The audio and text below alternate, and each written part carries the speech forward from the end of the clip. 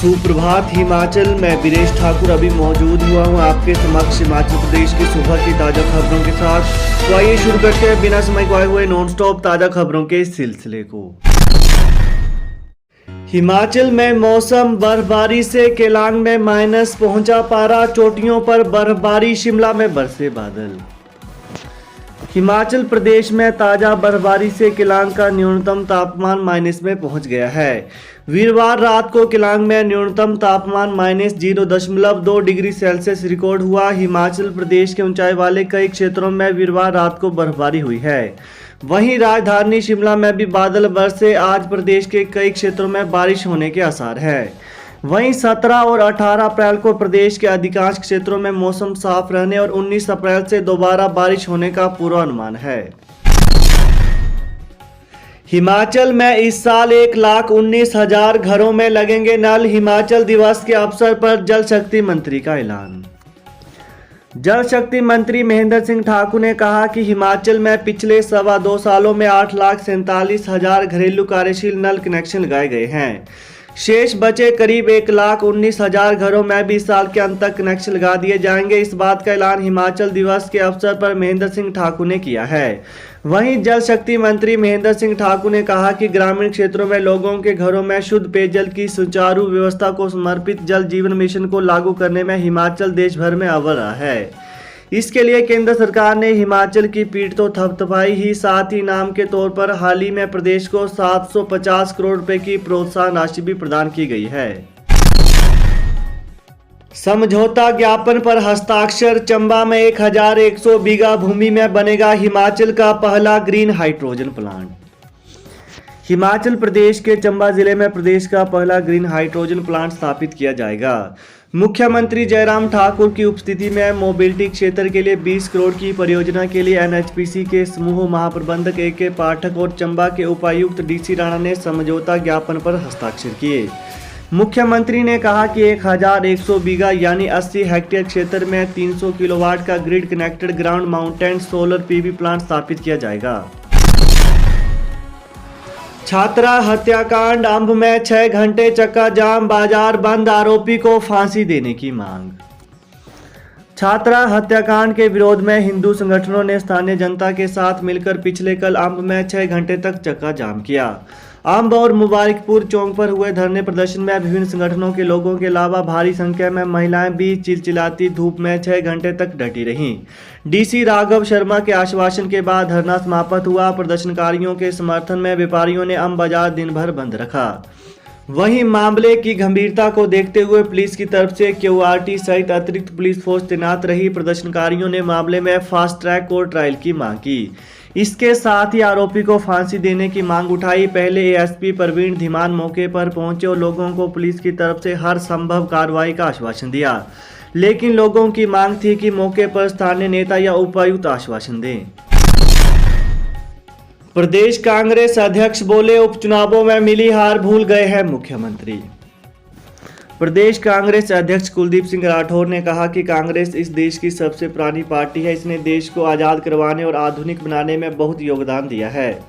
चुनावों में पार्टियों की हार जीत लगी रहती है। मुख्यमंत्री का यह कहना है कि कांग्रेस का वजूद खत्म हो गया है, उनकी संकीर्ण सोच और मानसिकता को दर्शाता है।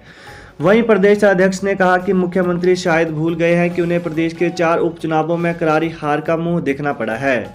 धन बल और सत्ता के दुरुपयोग के बावजूद इसी कांग्रेस ने उपचुनावों में धूल चटाई है। मुख्यमंत्री को 5 राज्यों के चुनाव परिणामों की नहीं, प्रदेश में चिंता करनी चाहिए। परिवहन मंत्री ने लगाया नाका, 30 से अधिक गाड़ियों के किए चालान, बस भी की जब्त। परिवहन मंत्री बिक्रम सिंह ठाकुर ने पिछली देर रात को चंडीगढ़ मनाली नेशनल हाईवे पर मंडी शहर के साथ लगते भ्यूली पुल पर नाका लगाया। नाके के दौरान बाहरी राज्यों से हिमाचल आने वाली 100 से अधिक गाड़ियों को रोका गया था। इनमें से 30 से अधिक गाड़ियों के चालान भी किए गए। 2 वाहनों के 25-25 हज़ार से अधिक के चालान काटे गए हैं। वहीं एक वोल्वो बस को भी जब्त किया गया। बस में जो सवारियां थी उन्हें मौके से परिवहन निगम की बस में आगे भेजा गया।